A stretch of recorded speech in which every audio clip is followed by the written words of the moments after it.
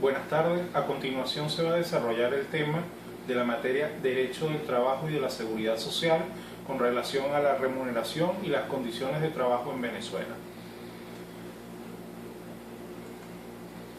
¿Qué entendemos por remuneración? La remuneración es toda la contrapartida que el empleado cancela al trabajador por motivo de su prestación de servicio técnico, servicio especializado o mano de obra calificada. Todo lo que se refiera a la prestación por parte del trabajador a un patrono tiene como reconocimiento una remuneración. Existen dos tipos de remuneraciones: la remuneración basada en dinero y la remuneración basada en especie. La remuneración en dinero, como su nombre lo indica, es toda la contraprestación por parte del empleado, del patrono, que es vista en dinero o que es cancelada en dinero de curso legal en Venezuela, que es bolívares. Tenemos, por ejemplo, los sueldos y salarios, los pagos de horas extras, el beneficio de utilidades, bonificaciones, comisiones, aguinaldos.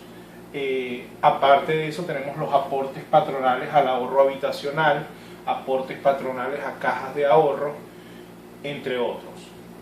Entonces, finalmente, lo que es remuneraciones en dinero, como su nombre lo indica, es el pago a través de dinero por parte del servicio o por parte del empleador por el servicio prestado del trabajador. La otra forma de remuneración es la remuneración en especie. Las remuneraciones en especie tienen la particularidad que no tienen afectación directa sobre otras remuneraciones.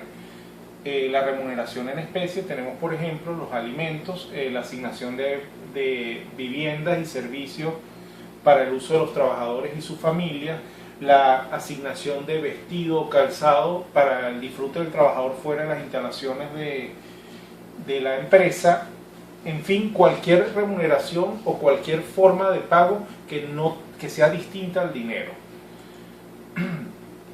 Otras remuneraciones que se incorporan según la ley o que dan como hecho obligatorio por parte del patrono hacer las cancelaciones en favor del trabajador, tenemos el seguro social obligatorio, el paro forzoso, el régimen de pensiones y aquellos apartados patronales para el pago de prestaciones sociales.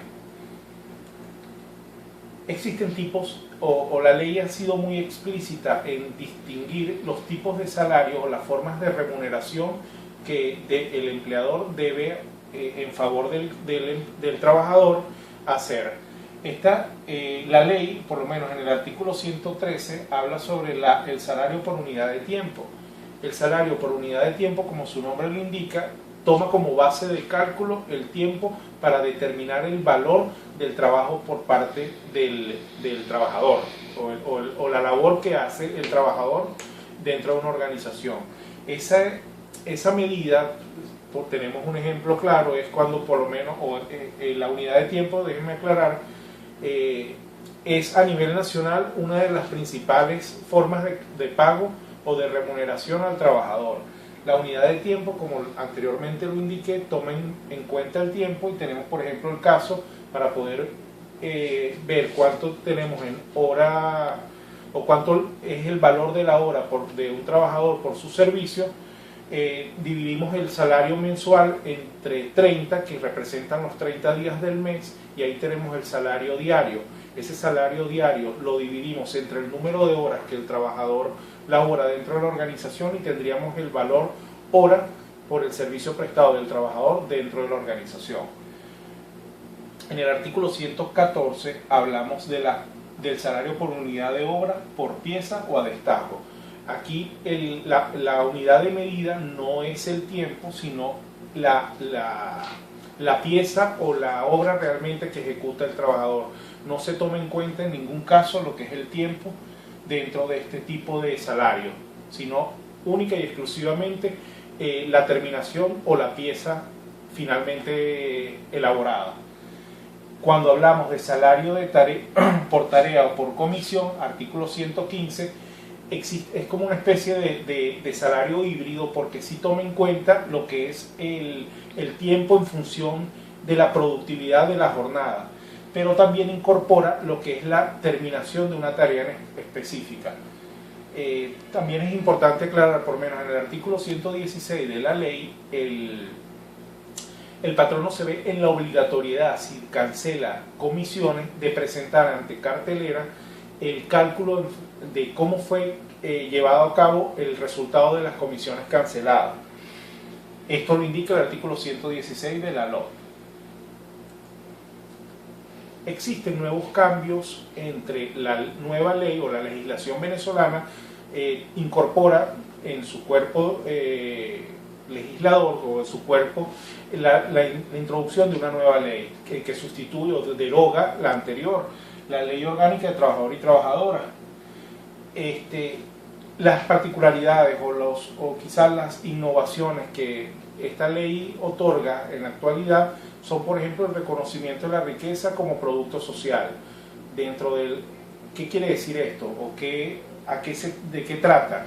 Bueno, se hace un reconocimiento de la dignificación del trabajador dentro de las organizaciones, donde la ley procura que el empleador ofrezca al trabajador un puesto de trabajo digno con las condiciones de bienestar adecuadas para que él pueda ejecutar su tarea y que le brinde las posibilidades de crecimiento tanto intelectual como laboral. Y habla sobre todo sobre la dignidad del trabajo dentro de las organizaciones. Entonces, esa caracterización por parte del legislador al ofrecer en esta ley este pronunciamiento en favor del trabajador le da una particularidad muy específica, una particularidad social dentro del contexto legal en Venezuela. Otro punto importante o que quizá da o marca relevancia es el incremento del beneficio de utilidades. Cuando pasa, anteriormente la ley indicaba que eran 15 días, pasa ahorita a 30 días de reconocimiento. El bono vacacional también sufrió un incremento al pasar inicialmente en la ley anterior, era un reconocimiento de 7 días, en la actualidad estamos hablando de 15 días de bono vacacional. Uno de los puntos que ha generado mayor controversia a nivel de cálculos o a nivel de reconocimiento es lo que es la nueva forma de cálculo de las prestaciones sociales. Por ejemplo, las prestaciones sociales están divididas en 3 literales, el literal A y el literal B. Viene a representar la forma de cálculo que la ley anterior, la ley derogada, llevaba en cuenta para lo que es el cálculo y reconocimiento de las prestaciones sociales y la incidencia que tienen los intereses sobre las prestaciones sociales. Pero también la nueva ley incorpora lo que es el literal C, que es una innovación al hacer un reconocimiento al trabajador de una forma nueva de calcular las prestaciones sociales y que obliga al empleador a comparar los resultados que arrojan los literales A y B, la forma anterior, y lo que arroja el literal C, que es la nueva forma de cálculo de las prestaciones. Por eso es que dice que cuando existe una terminación de trabajo y se va a hacer el cálculo de las prestaciones, el empleador tiene la obligatoriedad de presentar ambas cifras y la que mejor beneficia al trabajador, por eso es que se va a cancelar lo que es lo que corresponde a prestaciones sociales. El literal C incorpora lo que nosotros diríamos el reconocimiento por año de 30 días anuales o por año trabajado al trabajador. ¿Cómo es esto? Bueno, si un trabajador tiene 5 años trabajando, por lo que indica el literal C, a él le corresponde por cada año 30 días, es decir, 5 por 3, 15, serían 150 días de prestaciones sociales. En el caso anterior, cuando es literal A y B, como lo indica la ley anterior, se calculaba en función del primer año eran 30 días y cada año consecutivo eran 45 días, porque el primer año iniciaba al cuarto mes el cálculo. Pero, ¿qué es lo que a nivel de beneficio al trabajador hace una distinción entre el literal AB y el literal C?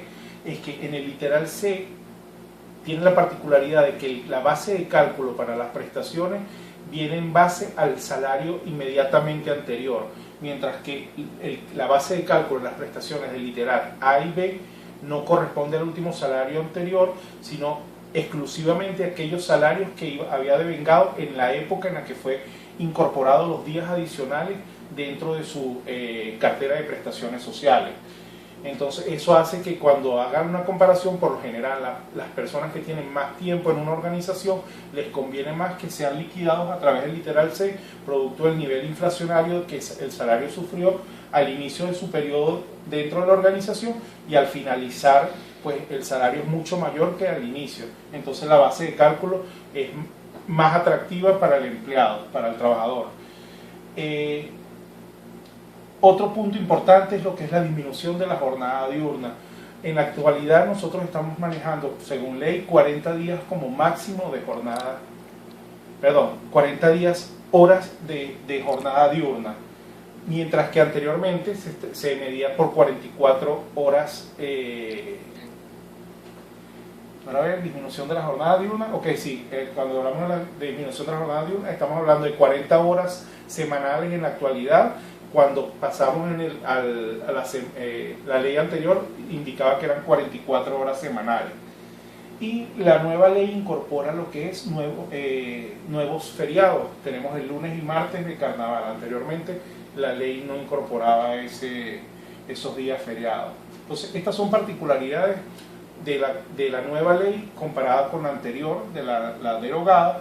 Y entre los puntos más resaltantes que indico es lo que señala lo que es las prestaciones sociales y la incidencia en la liquidación a los trabajadores en función del literal C. En conclusión, las condiciones generales o las condiciones mínimas que la ley estipula dentro de su articulado indica como base central, o es decir, es el mínimo que podría aceptar un trabajador a través de un contrato. Es decir, un trabajador no puede aceptar algo que esté por debajo de lo que indica la ley o lo que ofrece la ley. Sin embargo, sí puede aceptar mejoras en esas condiciones producto de las negociaciones del contrato de trabajo con el empleador. Otro importante, repito, es lo del tema de la jornada de trabajo, que se reduce de 44 horas máximas semanales a 40 horas semanales. Por los momentos eso es todo. Muchísimas gracias por su atención. Hasta luego.